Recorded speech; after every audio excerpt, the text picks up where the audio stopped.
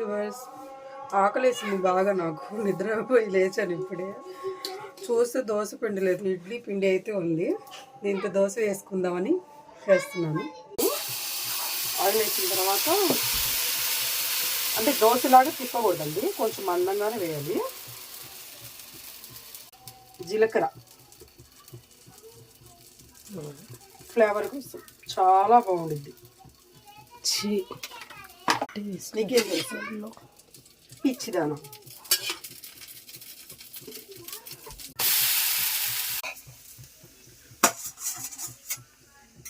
కారం అండి, ఇది కరివేపాకు కారం అన్నమాట.